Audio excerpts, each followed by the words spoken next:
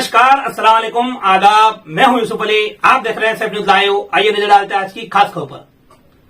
दोस्तों, इंतजार खत्म हुआ। देश में लोकसभा चुनाव की घोषणा हो चुकी है। जी हां, आप सभी जानते हैं, सभी को इंतजार था कि अब कब लोकसभा चुनाव की घोषणा होगी।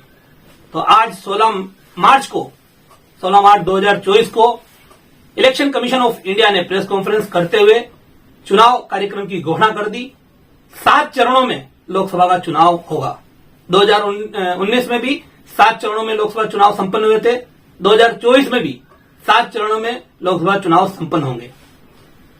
इस कब चुनाव की तारीखें हैं उसकी बात करें, उसके पहले आपको बता दें कि इलेक्शन कमीशन ने बताया इस 2024 के चुनाव में कुल रजिस्टर्ड मतदाता की संख्या है 97 करोड़ मतदाता रजिस्टर्ड है।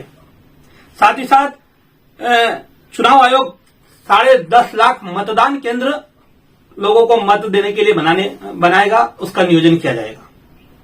1.5 करोड़ मतदान अधिकारी और सुरक्षा कर्मियों को मतदान की ड्यूटी के तैनात किया जाएगा। 55 लाख ईवीएम 55 लाख ईवीएम का प्रयोग इस चुनाव 2024 को करवाने में किया जाएगा। और इस पूरी प्रक्रिया में लगने वाले वाहनों की संख्या होगी 4 लाख। चुनावी प्रक्रिया के लिए इस्तेमाल में लाए जाने वाहन होंगे 4 लाख। तो ये तो पूरी सामग्री क्या क्या लगने वाली है और क्या कुछ है उसकी डिटेल है। अब बात करते हैं चरण की। तो कुल 7 चरण आज 16 मार्च से नोटिफाई हुआ। आज 16 मार्च से प्रेस कॉन्फ्रेंस हुई, आचार संहिता लागू हुई। ये 16 मार्च पहला चरण जो है वो आज से 1 महीना और 3 दिन बाद 19 अप्रैल को होगा। तो पहला चरण 19 अप्रैल को होगा जिसमें 102 सीटों पर वोट डाले जाएंगे। दूसरा चरण 26 अप्रैल को होगा जिसमें 89 सीटों पर वोट डाले जाएंगे। तीसरा चरण 7 मई को होगा जिसमें 94 सीटों पर वोट डाले जाएंगे।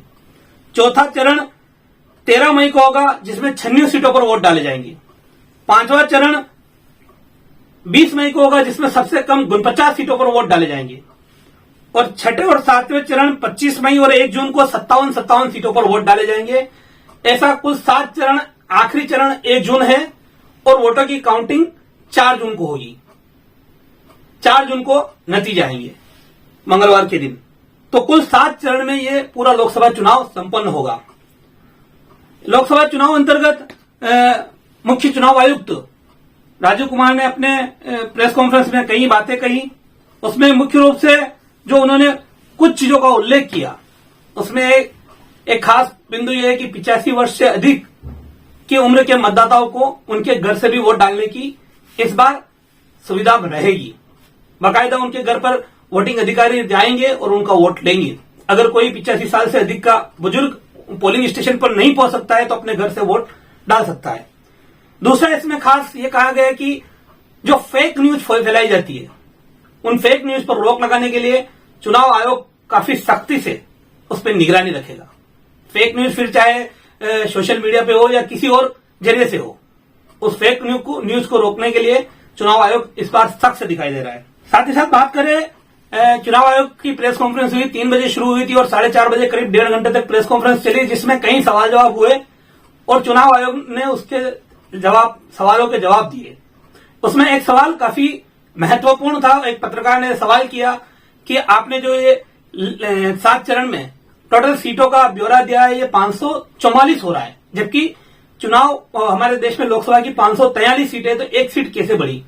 तो इसका जवाब देते हुए मुख्य चुनाव आयुक्त राजीव कुमार ने बताया कि मणिपुर की 1 सीट है, वहां पर 2 बार चुनाव होंगे।